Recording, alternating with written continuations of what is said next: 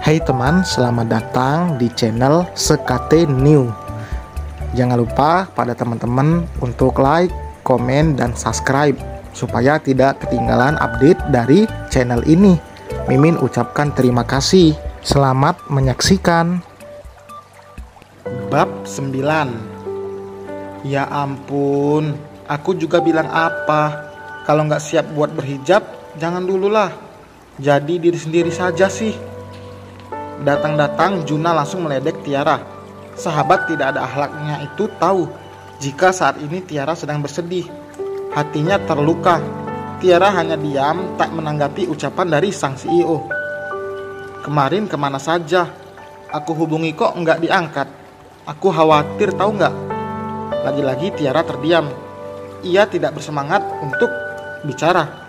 Padahal biasanya soal apapun pasti ia ceritakan pada sahabatnya itu.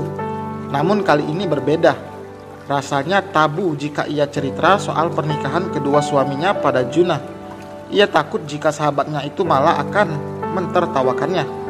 Pasalnya Tiara selalu saja membanggakan suaminya dan mengatakan bahwa Arkan tidak mungkin mendua jikapun memiliki jabatan tinggi di kantornya.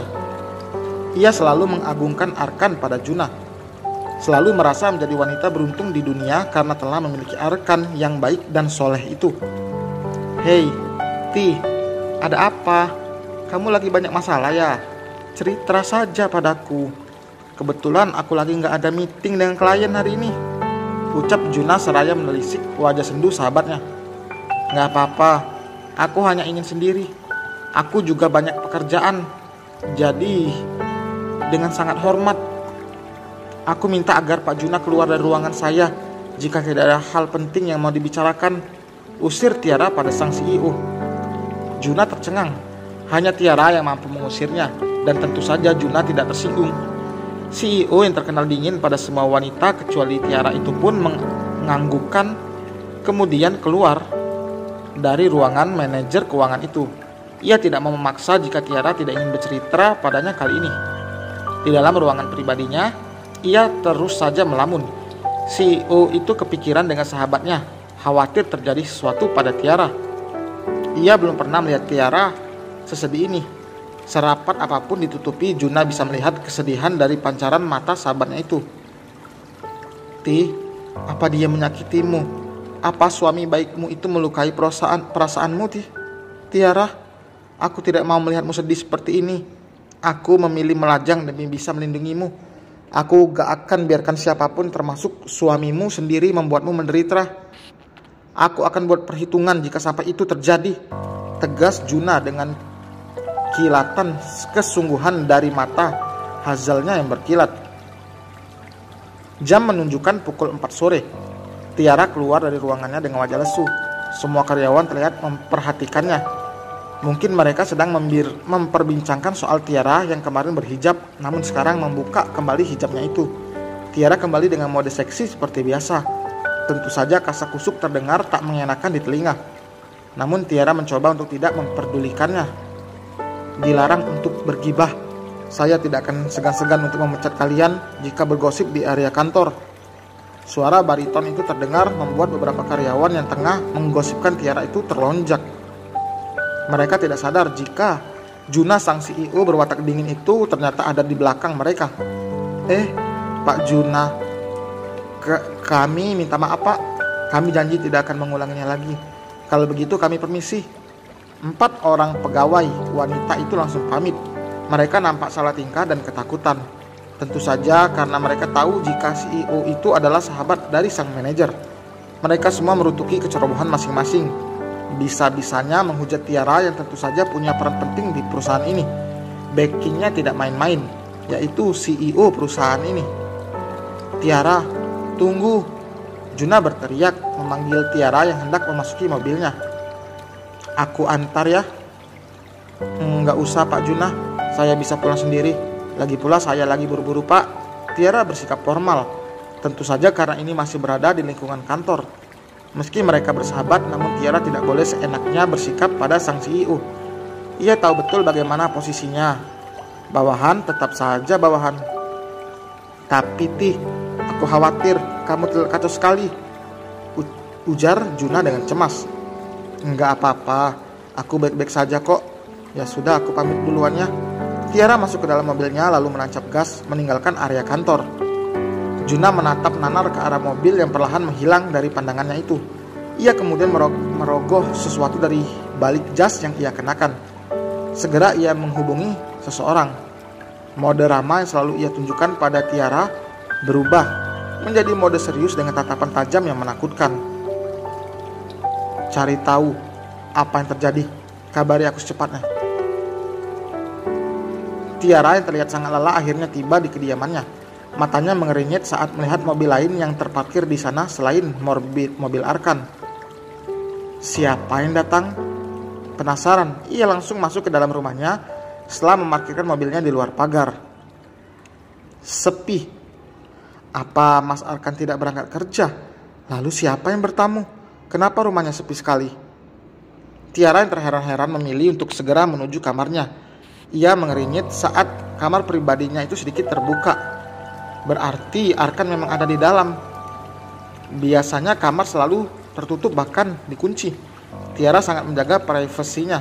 Meskipun di rumah ini hanya ada dirinya, suaminya Cantika dan Mbak Sri sebagai pengasuh. Tiara membuka pintu ke kamarnya lebar-lebar. Dan apa yang dilihatnya? Kedua matanya membola tak kalah melihat seorang wanita duduk di tepi ranjang sambil mengelus-ngelus kening suaminya. Siapa lagi kalau bukan Arumi, istri soleha dambaan suami serta ibu mertuanya itu. Hei, ngapain kamu di sini? Ini kamarku. Sentak Tiara membuat Arumi terlonjak dan segera bangkit dari duduknya. Arumi yang saat ini memakai hijab lebar berwarna navy tanpa nikob itu tersenyum pada Tiara. Senyum yang terlihat memuakkan tentunya. Menyebalkan sekali. Berani-beraninya dia masuk kamar ini. Umpat Tiara dengan kilatan amarah yang mulai mencuat. Aku kemari karena Mas Arkan. Kenapa? Kamu kangen sama suamimu itu? Sana ambil, bawa pulang sekalian. Beraninya kamu masuk kamar orang sembarangan. Teriak Tiara sambil melemparkan tasnya ke sembarang arah. Dek, suara Arkan terdengar parau. Ia mencoba bangkit sambil meringis. Tangannya memegangi perutnya. Tiara mengeringit. Apakah Arkan sakit? Jangan marah-marah sayang. Arumi kesini karena aku yang telepon. Asam lambungku kumat dek. Aku butuh pertolongan, ucap Arkan dengan lirih. Tiara terdiam, membuang wajahnya dengan kesal. Tangannya ia lipat di dada. Sungguh menjengkelkan. Kenapa harus menghubungi si Arumi? Padahal masih ada aku. Jika memang sakit, pasti aku juga pulang buat merawatnya, batin Tiara. Sekarang sudah ada aku. Kau pulang saja. Aku bisa mengurus suamiku sendiri. Usir Tiara pada madunya itu. Tapi, Mbak, gak ada tapi-tapian. Pergi dan keluar dari kamar ini, teriaknya sambil menunjuk ke arah pintu. Hah? Enak aja nyuruh Arumi pulang. Dasar wanita barbar tidak punya adab. Bukannya berterima kasih, malah ngusir. Tidak ada yang bisa mengusir Arumi. Ini rumah Arkan. Dia berhak untuk kemari kapanpun. Tiara menoleh ke ambang pintu. Ia memutar bola matanya merasa jengah karena ternyata Arumi datang tidak sendirian. Dia datang bersama bodyguardnya. Ups, maksudnya ibu mertua yang selalu pamer sudah haji dan umroh berkali-kali itu. Mah, jangan kasar-kasar sama Tiara.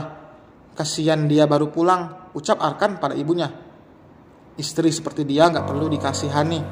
Lagi pula kamu sakit juga gara-gara dia. Gara-gara aku? Memangnya aku ngapain mah? Kenapa nyalain aku? Tiara benar-benar kesal pada ibu mertuanya. Sudah jarang sekali kesini, sekalinya datang malah membuat gara-gara. Menyebalkan sekali. Bu Chandra mendekat. Ia menatap nyalang pada Tiara, menantu yang tak pernah direstuinya itu. Sejak dulu ia memang tidak suka dengan Tiara. Wanita parubaya dengan hijab berwarna senada dengan Arumi itu menatap remeh dari ujung kaki sampai kepala. Penampilan Tiara yang kembali seksi itu. Rok sopan yang Tiara gunakan membuatnya geleng-geleng kepala. Kamu tidak masak sehingga Arkan makan mie. Kamu tahu sendiri kan kalau Arkan itu tidak bisa makan sembarangan. Tiara terdiam kemudian melirik suaminya. Ia mengira jika Arkan yang sudah mengadu pada ibunya. Jujur Tiara merasa bersalah karena sudah membuat suaminya sakit. Tapi tidak harus mengadu juga. Makin bencilah nenek sihir itu padanya. Arumi akan tinggal di sini buat merawat suaminya. Kamu gak ada hak untuk ngusirnya. Pekik Bu Chandra yang kata-katanya tidak bisa dibantah. Tiara menghela napasnya. Apalagi ini? Tinggal di sini, dasar sinting. Masalah satu belum selesai, kini mau ditambah lagi beban wanita itu. Kenapa nggak dibawa aja suaminya ke rumahnya? Kenapa dia yang harus nginep di sini? Tiara terus bergerutu dalam hatinya. Namun ia bisa apa? Percuma terus berdebat dengan ibu mertuanya, hanya buang-buang waktu saja. Ibu Haja Chandra sangat keras kepala. Setiap keputusannya telak, tanpa bisa dibantah. Dengan terpaksa Tiara pun setuju, meskipun ia jengah harus melihat pelakor itu. Sabar Tiara, hitung-hitung punya pembantu kan. Dia bisa merawat Mas Arkan, kamu jadi bisa santai. Baiklah, tapi dia tidak boleh ada di kamarku. Mas, kamu pindah ke kamar tamu, biar istri solehamu itu leluasa untuk mengurusmu, ucap Tiara yang tidak mau jika ada wanita itu di kamarnya. Dan selesai teman. Mohon bantuannya teman untuk meramaikan ya, supaya Mimin semangat untuk upload. Terima kasih ya yang sudah nonton, ataupun yang nonton tapi belum subscribe supaya tidak ketinggalan untuk update terbaru dari Mimin. Bantu like-nya juga supaya video Mimin direkomendasikan YouTube. Terima kasih ya kebaikan teman-teman semua. Sampai berjumpa di bab berikutnya. Bye.